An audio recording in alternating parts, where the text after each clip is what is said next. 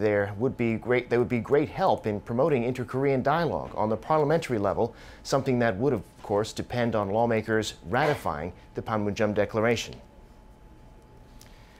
Progress in nuclear negotiations between the U.S. and North Korea appears to have stalled, and in the meantime, the Trump administration is stepping up its pressure campaign on Pyongyang by targeting Chinese and Russian companies suspected of illicitly trading with the North.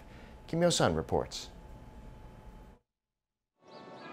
The U.S. Treasury Department has imposed sanctions on 3 shipping companies and 1 individual for violating restrictions on trade with North Korea. China's Dalian Sun Moonstar International Logistics Trading Company, its Singapore-based affiliate Sin SMS, and Profinet, a Russian company, as well as its Director General, were targets of the fresh sanctions. The U.S. Treasury Department explained in a statement that these companies engage in illicit trade with Pyongyang, adding it will freeze their assets within the U.S. and ban them from doing business with Americans.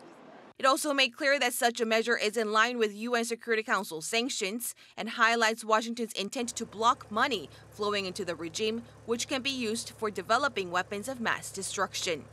The Trump administration also slapped sanctions on companies and individuals earlier this month for illegally trading with Pyongyang. Pundits see such continued pressure as signs that the North and the U.S. may sit down for denuclearization talks soon, including another visit by U.S. Secretary of State Mike Pompeo to Pyongyang. Kim Yo-sun, Arirang News. Yesterday, President Moon gave a speech for National Liberation Day in which he emphasized a phased approach in the negotiations between North Korea and the U.S. And now the U.S. has said in response that it's working closely with Seoul on that issue. State Department spokesperson Katina Adams said Wednesday that South Korea is one of Washington's closest allies, and their partnership is based on the shared values of democracy, human rights, and the rule of law. She added the 2 countries are closely coordinating on the North Korea issue. Back in April at the Inter-Korean Summit, South and North Korea agreed to stop all hostile acts against each other and reduce military tensions. Now they've moved another step closer to that goal. Military communication lines in the east have been fully reconnected. Park Ji-won has more. South Korea's Defense Ministry announced that inter-Korean military communication lines for the eastern part of the Korean peninsula were completely restored as of Wednesday. All functions of the line, such as phone call and fax functions, are now working as normal. The restoration of the eastern military line comes 8 years after it was severed due to a wild forest fire in November 2010. The restoration also came about a month after the military communication lines for the western part of the peninsula were restored in mid-July. South Korea's Defense Ministry said with the complete restoration on both sides of the peninsula, South and North Korea's militaries have now secured stable communication channels, and this will substantially contribute to easing military tensions and building trust between the two. The ministry also said the newly restored lines can support the 2 rounds of reunions of separated families, which will be held throughout next week. The Defense Ministry also expects the lines will serve a role in facilitating inter-Korean cooperation projects, such as the projects to modernize railroads and highways. The complete restoration of the military communication lines had been agreed during April's historic inter-Korean summit and at the following talks between generals of the 2 Koreas. Park Ji-won, Arirang News. In other news, just this week, the Korean Transport Ministry banned people from driving BMW models affected by the recent string of car fires unless their car's already been taken in for an inspection. BMW itself is facing criminal complaints from the owners, who now say the ban isn't enough. They want the cars tested in public. Our Choi Si-young reports. In a press briefing on Thursday, the owners of BMW cars call on the Prime Minister and Transport Minister to publicly test the vehicles to try and find any defects. BMW Korea said the faulty engine part known as EGR or exhaust gas recirculation is the cause of a series of engine fires, but owners claim there may be other problems. The owners suggested different types of tests. They proposed running the BMW above the speed of 120 km/h with the air conditioning on until it catches fire. They said the test run vehicle should be equipped with infrared thermal detection cameras so they can trace the cause of fire when the vehicle actually bursts into flames.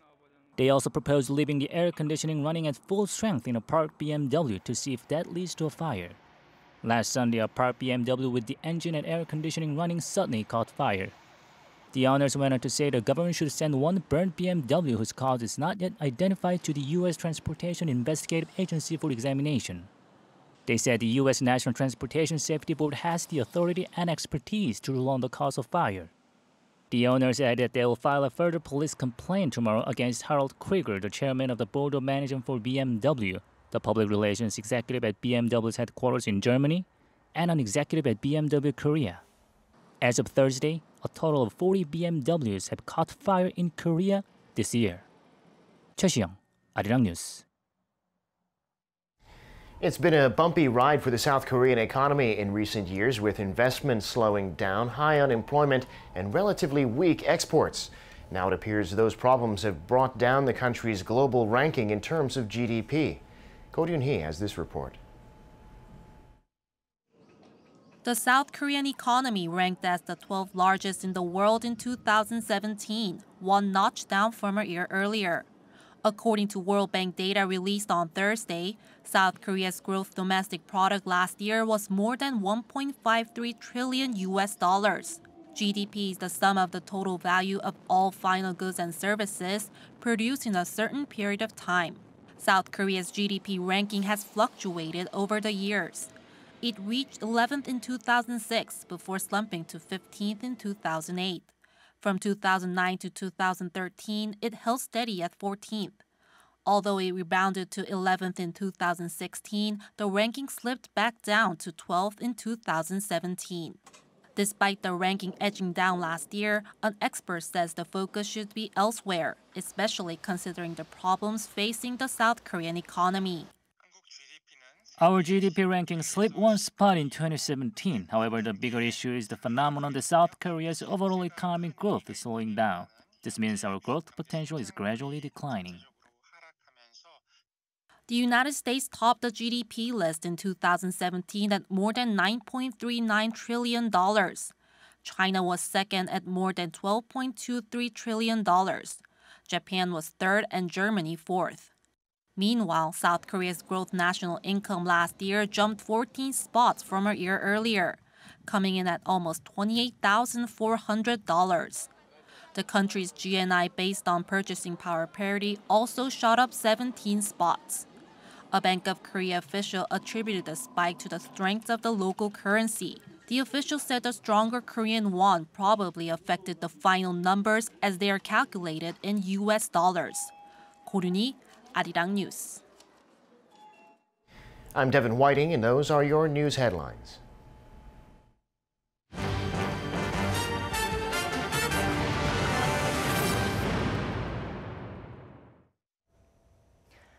On Wednesday, South Korea celebrated its liberation from Japanese imperial rule 73 years ago.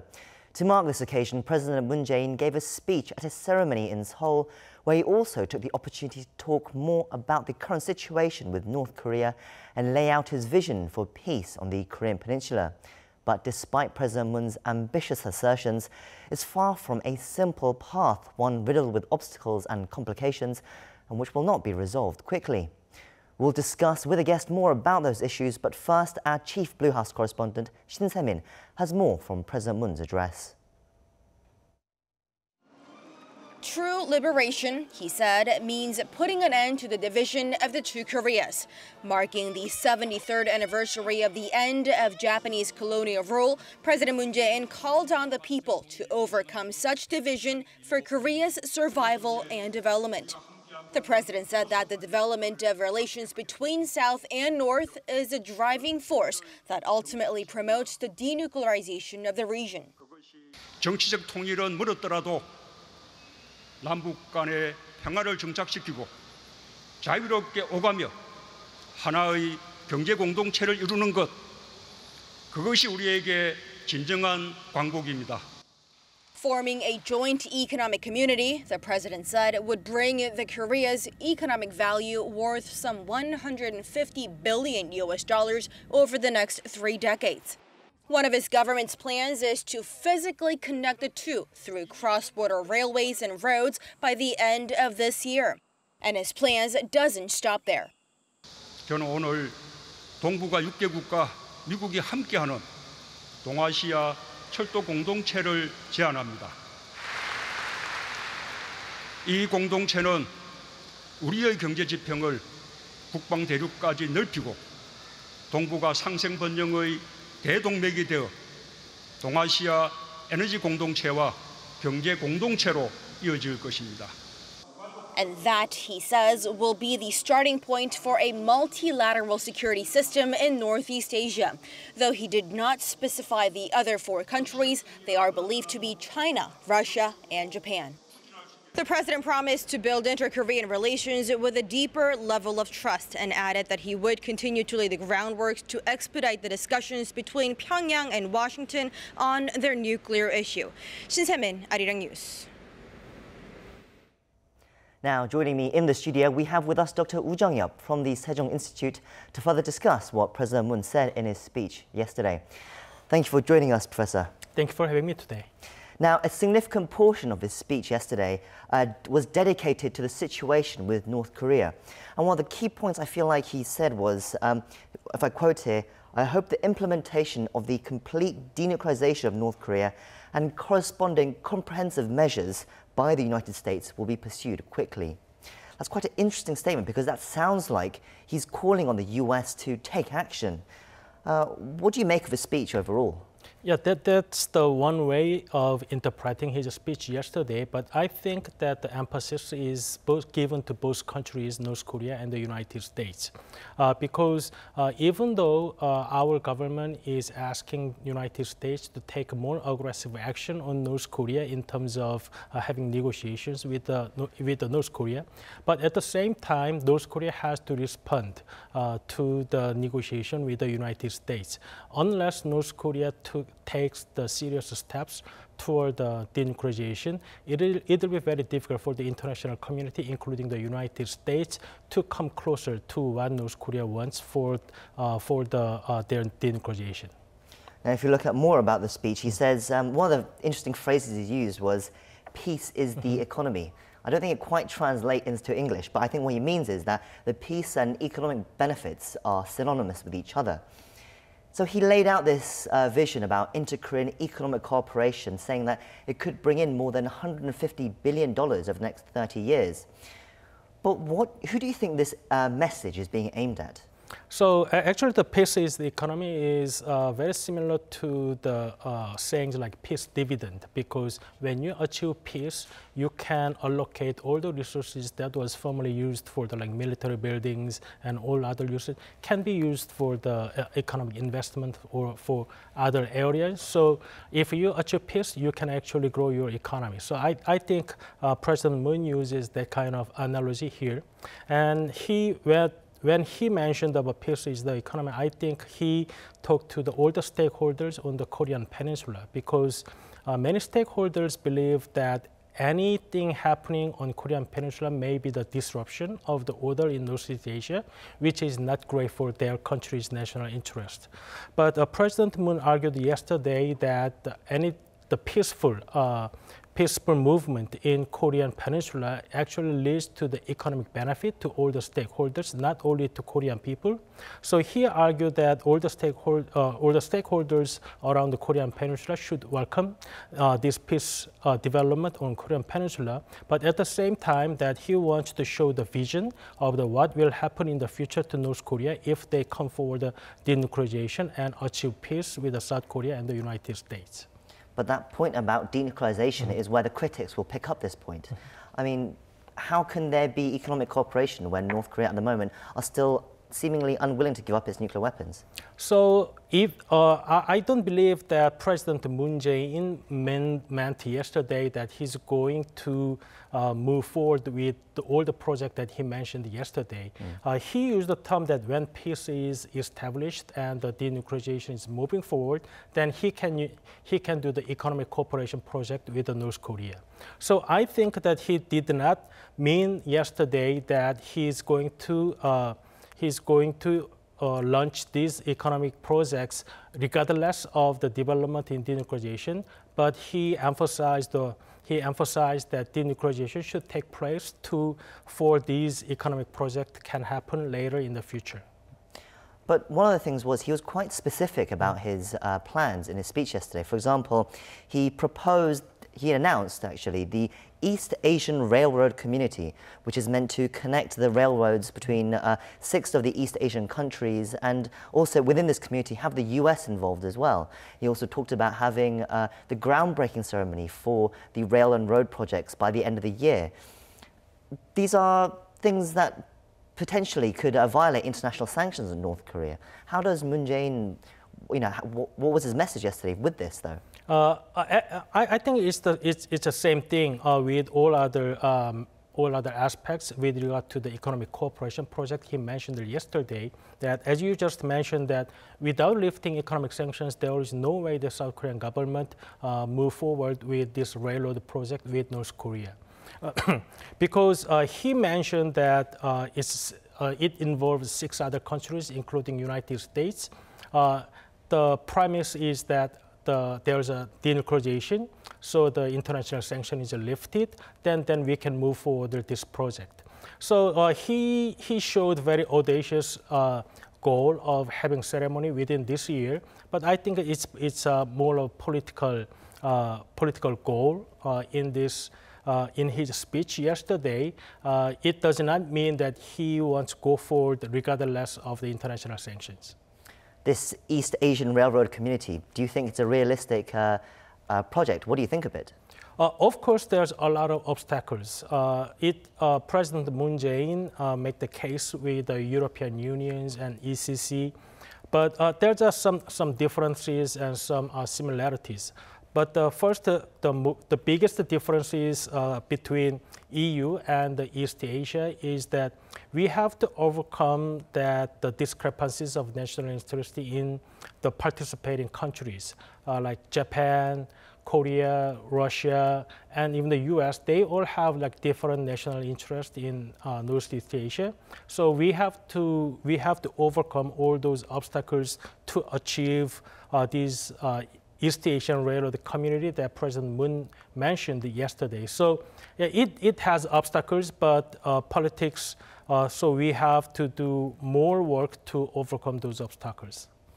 Those obstacles, though, I mean, his speech yesterday did seem like a rallying call for, once again, push for better relations with North Korea. But do you think his critics will be convinced in any way from his speech yesterday?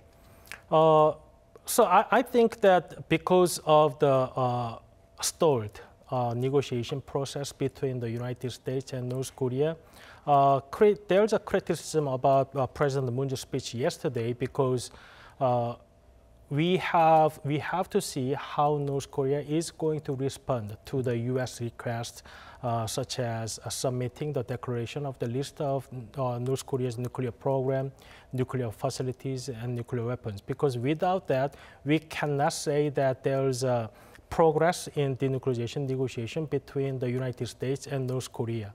But I think that our government has this wish that there is swift progress between the United States and North Korea.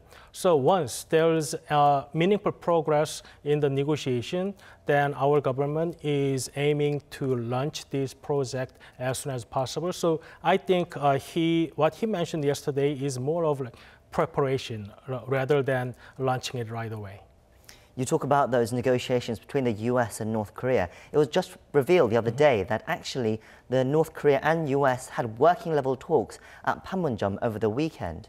Now, it's good news perhaps because the negotiations had stalled between the two sides for it seemed like a few weeks now. Is it a good sign in your opinion?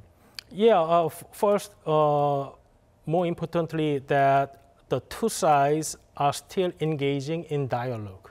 So after Secretary Pompeo's most recent visit in Pyongyang, which is rather fruitless in terms of denuclearization, so many people was frustrated with the result. But United States and North Korea are still engaging in talks with each other. That means that they still believe that dialogue can lead to some kind of fruitful result in the future. So earlier this year, that there was a speculation that the denuclearization process of North Korea can be achieved rather quickly, but it's not apparently. So of course, there's a frustration, but I think it'll take time to get fruit in this negotiation. So we have to see. Fruits, they're negotiating, but there still seems to be a long way apart. How far apart do you think they are at the moment? So the report said that the United States demand North Korea to submit the declaration of the list of their nuclear programs, including nuclear weapons, nuclear facilities, and nuclear materials. And North Korea insists that to have any further discussions, United States should agree on the declaration to end the war first. So it has been reported that there is no progress in that negotiation.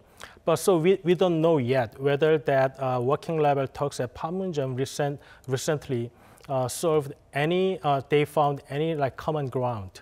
But even if they couldn't find the common ground at the working level talks, if Secretary Pompeo is visiting Pyongyang once again, it can lead to the further negotiation between two countries. So even though it cannot happen at this meeting, but if they are still engaged in the talks and they still continue the hope to solve the problem peacefully, so I think it'll take time, but I think there can be a result. And finally, last week, it was announced that South Korea will be holding its third Inter-Korean summit in September sometime. No exact date yet, but it will be happening sometime in September, they say. The US reaction to this has been actually rather muted. They say, they're working with South Korea on these kind of issues. But in the past, when they announced the Inter-Korean summit, they gave very, very heavy praises towards South Korea. But this time, what do you make of the fact that their enthusiasm doesn't seem to be as high as before? So I think it's a still good thing that both Korea's leaders agreed to have a summit in September. But the enthusiasm is very high in earlier this year because there has been no such a summit for 10 years. So the meeting itself is very meaningful and diplomatically very important to solve the problems on the Korean peninsula. But now this is the third time. So we have to come up with some kind of tangible result. And from the U.S. perspective, that North Korea has not sincerely responded to the U.S. request with regard to the denuclearization. So United States is more into the South Korea's role in terms of persuading North Korea into the negotiation. So I think that's why the enthusiasm from the U.S. seems much less than before.